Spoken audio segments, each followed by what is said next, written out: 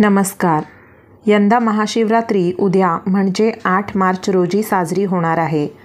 म्हणून या सणाला काय करावं आणि काय करू नये हे जाणून घेऊ. फाल्गुन महिन्यातील असाच एक महत्त्वाचा दिवस म्हणजे महाशिवरात्री. भगवान शिवाला समर्पित दिवस. विशेष म्हणजे महादेवाचे भक्त दिवसभर उपवास करतात, रात्रभर जागरण करतात आणि निशिता काल मध्यरात्री पूजा करतात. शिवाय काही लोक 4ही प्रहर शुभ मुहूर्त दरम्यान पूजा करतात, जे विधींसाठी आदर्श मानले जातात. आता महाशिवरात्रीला काय करावं? तर नंबर 1, लवकर उठा. शक्यतो ब्रह्ममुहूर्तात, सूर्योदयाच्या 2 तास आधी.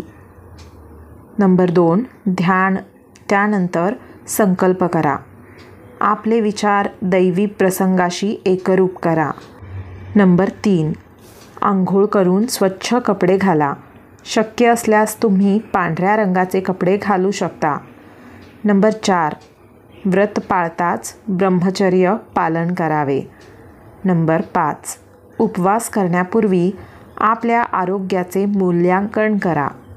तुमच्या नियमित आहारात बदल झाल्याने तुमच्या आरोग्यावर विपरीत परिणाम होऊ शकतो.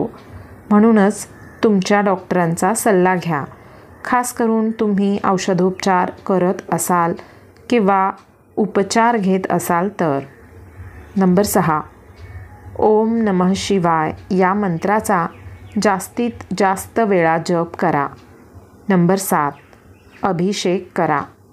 घरात किंवा मंदिरात शिवलिंगाला पाणी किंवा कच्चे दूध अर्पण करून. तुम्ही तूप, दही आणि मध देखील अर्पण करू शकता. नंबर 8, धोत्र्याची फुले आणि फळे, पांढरी मुकुट फुले किंवा बिल्व म्हणजेच बेलपत्र अर्पण करा. नंबर 9, हळदीऐवजी चंदन अर्पण करा. नंबर 10, निशिता काल किंवा 4ही प्रहरा दरम्यान तुमची प्रार्थना करा आणि पूजा करा. नंबर 11, व्रत विशिष्ट पदार्थांसह फळे, दूध आणि उपवासाच्या पदार्थांचे सेवन करा. महाशिवरात्रीला हे करू नका. नंबर 1, गहू, तांदूळ आणि डाळी, मसाले आणि तेलकट पदार्थ टाळा. नंबर 2, मांस, कांदा, लसूण यांचे सेवन करू नये.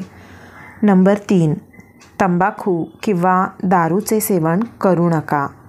नंबर 4, शिवलिंगाला नारळ पाणी अर्पण करू नये. नंबर 5, शिवलिंगाला सिंदूर, कुमकुम अर्पण करू नका. नंबर 6, केतकीची फुले टाळावीत.